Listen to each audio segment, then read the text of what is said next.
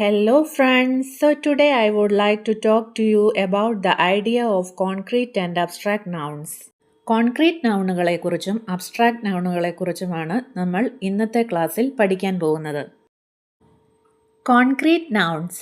It represents tangible items that can be perceived through 5 senses. Whatever we can see, smell, touch, taste and hear. It refers to physical objects, people, places or things that can be experienced with the senses.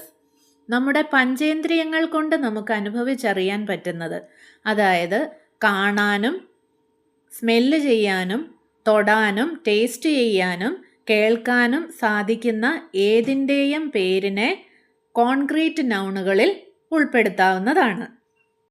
Abstract nouns represent ideas, concepts, emotions, qualities, or states of being that cannot be physically touched. We know that they exist, but we cannot be perceived by the 5 senses.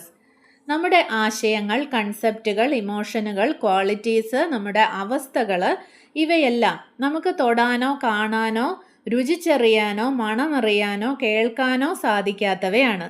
പക്ഷേ അവ നിലനിൽക്കുന്നതാണെന്ന് നമുക്ക് അറിയുകയും ചെയ്യാം. നമുക്ക് sense ചെയ്യാൻ സാധിക്കാത്തത്, പക്ഷേ അവ ഉള്ളതാണെന്ന് നമുക്ക് ഫീൽ ചെയ്യുന്നത്, അങ്ങനെയുള്ള നാമങ്ങളെയാണ് അബ്സ്ട്രാക്റ്റ് നൗൺസ് എന്ന് പറയുന്നത്. Next we are going to learn some examples of different kinds of concrete nouns. We can group them into 4 categories. Objects, places, people and animals, and things you can sense. Let's look at examples from each group. അടുത്തതായി concrete നൗണിലെ കുറച്ച് ഉദാഹരണങ്ങൾ നോക്കാം. ഇവയെ 4 വിഭാഗങ്ങളായി ഞാൻ തിരിച്ചിട്ടുണ്ട്. വസ്തുക്കൾ, സ്ഥലങ്ങൾ, ആളുകളും മൃഗങ്ങളും, ഇന്ദ്രിയങ്ങളാൽ അനുഭവപ്പെടുന്നവ. നമുക്ക് ഓരോ വിഭാഗത്തിലേക്കും ഓരോ ഉദാഹരണം നോക്കാം. Objects: book, car, flower, pencil, telephone. Places: city, mountain, beach, school, restaurant. People and animals: doctor, friend, cat, bird, lion. Things you can sense by hearing, feeling and smelling. Sunshine, rain, smoke, music, perfume. These all are included in concrete nouns. Next one, examples for abstract nouns. Love, anger, honesty, bravery, wisdom, happiness, fear, freedom, pain, friendship. These all are feelings, quality, idea or state.